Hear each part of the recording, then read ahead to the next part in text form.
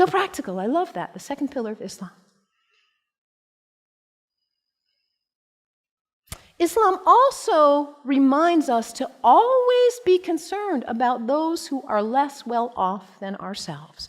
Over and over in the Quran it says, be concerned about the widows and orphans. Be generous. I brought some soup as a symbol of generosity, giving, donating to food banks, giving to people who need food. I think about Muhammad almost like a social genius. He himself was an orphan. By the time he was 6 years old, he had already lost both his parents. He knew marginality. He knew it. And what happens when there is imbalance in a society where there are some who have a lot and some who don't have enough? What happens here? Those who don't have enough are suffering, aren't they? Out of their lack of nutrition, food, healthcare, hygiene, educational opportunities, they suffer. And in their suffering, they may experience illness. Their illness doesn't stay there, does it? It spreads to the rest of the people.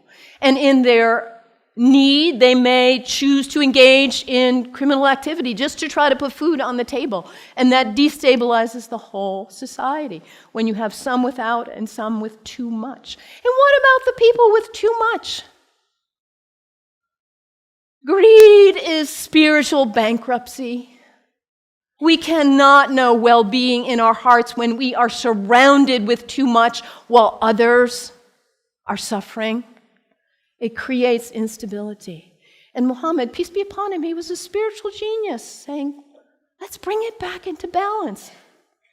Let's give. Let's be generous. And this is the third pillar of Islam, zakat, generosity. I love that about Islam.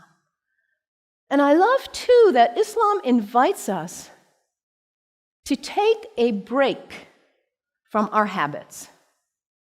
We humans, we're habitual creatures. We just are. We do something once, we do it again, we just do.